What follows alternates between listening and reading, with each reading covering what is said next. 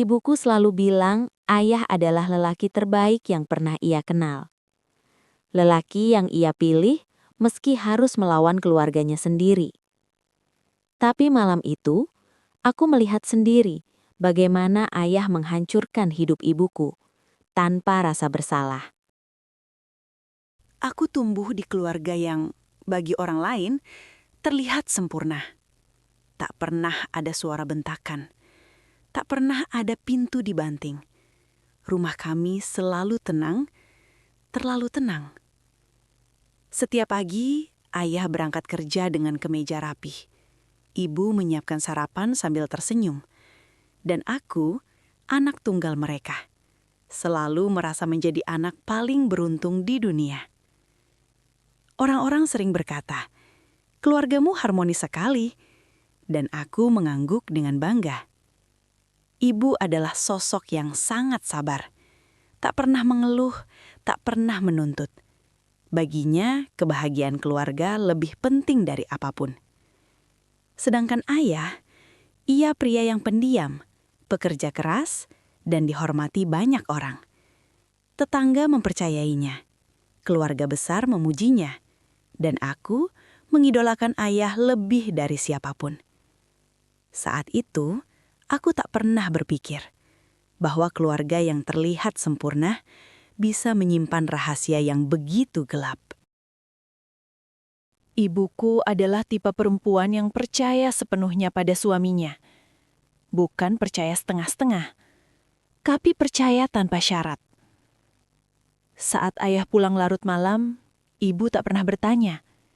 Ia hanya berkata, "Pasti ayahmu lelah bekerja." Saat ayah lupa janji kecil, ibu tersenyum. Namanya juga kepala keluarga. Bahkan ketika ibu sakit, dia tetap bangun lebih awal untuk menyiapkan kebutuhan ayah. Aku sering melihatnya menahan lelah, menahan kecewa, namun tak pernah menahan kesetiaan. Bagi ibu, meragukan ayah sama dengan merusak rumah tangga. Dan mungkin itulah kesalahan terbesarnya. Bagiku, ayah adalah pahlawan. Ia jarang bicara, tapi sekali bicara, suaranya menenangkan. Ia mengajariku arti tanggung jawab, mengajarkanku disiplin, mengajarkanku menjadi pria baik. Aku ingin tumbuh seperti ayah. Aku ingin bekerja keras seperti dia. Aku ingin menjadi suami seperti dia. Tak pernah sedikit pun terlintas di pikiranku bahwa ayah bisa menyembunyikan sesuatu. Saat orang lain mulai berbisik tentang ayah, aku justru marah. Tidak mungkin, pikirku. Orang sebaik ayah tidak mungkin berbuat buruk. Dan ibu selalu berada di pihak ayah. Suatu hari, seorang kerabat datang ke rumah. Ia berbicara pelan pada ibu. Wajahnya serius. Aku tak mendengar jelas apa yang mereka bicarakan. Namun setelah itu, ibu hanya tersenyum dan berkata, "Orang-orang terlalu suka berprasangka." Tetangga mulai memandang ayah dengan tatapan aneh. Namun, ibu tetap membela. "Jangan dengarkan mereka. Kalian tidak mengenal suamiku." Setiap peringatan, ibu tolak. Setiap kecurigaan, ibu anggap fitnah. Dan aku ikut percaya. Karena jika ibu saja percaya sepenuhnya, siapa aku untuk meragukan? Malam itu, ayah pulang lebih larut dari biasanya. Bukan sekedar terlambat, tapi terlalu terlambat. Ibu menunggu di ruang tamu. Lampu masih menyala. Jam menunjukkan hampir tengah malam. Saat pintu terbuka, aku melihat wajah ayah berbeda. Ia terkejut melihat kami masih terjaga. Matanya gelisah, tangannya gemetar saat meletakkan tas. Ibu bertanya dengan suara lembut, "Kok malam sekali?" Ayah hanya menjawab singkat, "Kerjaan." Tidak ada senyum, Tidak ada tatapan hangat. Dan saat itu, untuk pertama kalinya dalam hidupku, aku merasa takut pada ayahku sendiri. Malam itu, aku tidak bisa tidur. Bayangan wajah ayah terus muncul di pikiranku. Ada sesuatu yang berbeda. Ada sesuatu yang disembunyikan. Namun ibu tetap membela ayah. Jangan berpikir macam-macam, katanya padaku. Ayahmu orang baik. Aku ingin percaya, sungguh ingin. Tapi sejak malam itu, hatiku mulai bertanya. Jika ayah memang tidak menyembunyikan apapun, mengapa aku merasa asing di rumah sendiri? Dan sejak saat itu, aku mulai menyadari satu hal yang menyakitkan. Ibuku terlalu percaya pada ayah. Dan kepercayaan itu akan menghancurkan kami semua. Hari-hari setelah malam itu terasa aneh. Rumah kami masih sama. Ibu masih tersenyum. Ayah masih berangkat kerja seperti biasa. Namun aku mulai memperhatikan hal-hal kecil yang dulu tak pernah kupikirkan. Ayah kini sering membawa ponselnya ke kamar mandi. Ia jarang meletakkannya sembarangan. Dan setiap kali ada pesan masuk, ia langsung menutup layar. Aku mencoba mengabaikannya. Mungkin aku hanya terlalu curiga. Tapi perasaan itu tidak mau pergi. Seolah rumah kami menyimpan kebohongan yang perlahan bernafas. Suatu sore, ayah tertidur di sofa. Ponselnya terletak di sampingnya. Jantungku berdebar. Aku tahu ini salah, tapi rasa ingin tahuku lebih besar dari rasa takut. Layar ponsel menyala. Sebuah pesan masuk. Namanya bukan ibu.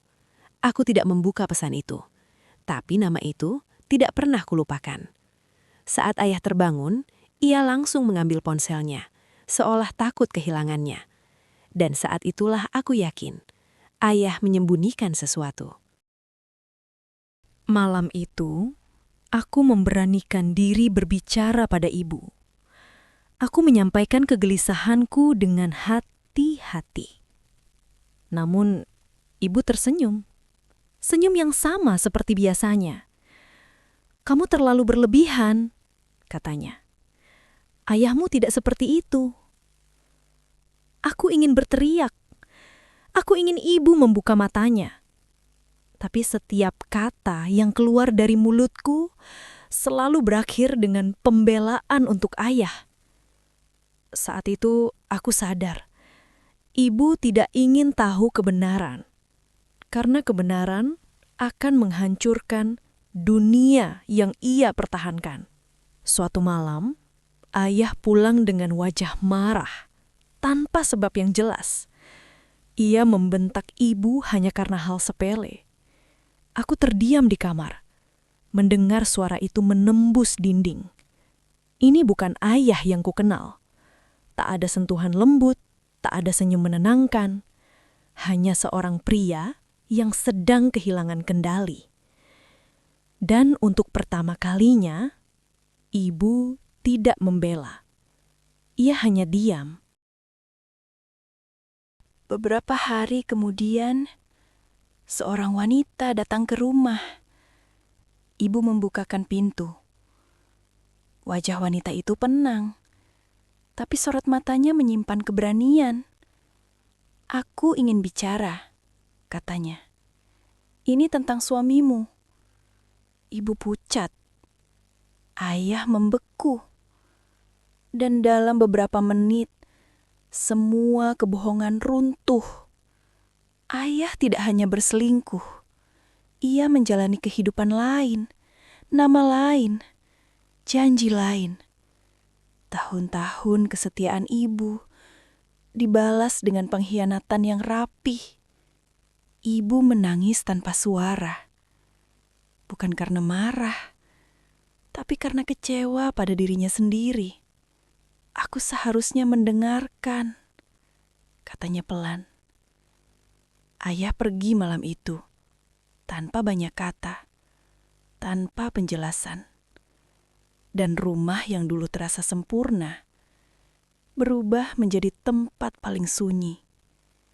Kini aku mengerti, percayaan tanpa batas bisa sama berbahayanya dengan kebohongan. Dan sejak hari itu, aku belajar satu hal yang menyakitkan. Cinta bukan soal percaya sepenuhnya, tapi berani melihat kebenaran meski menyakitkan. Jika kamu berada di posisi ibu, apakah kamu akan tetap percaya atau memilih membuka mata?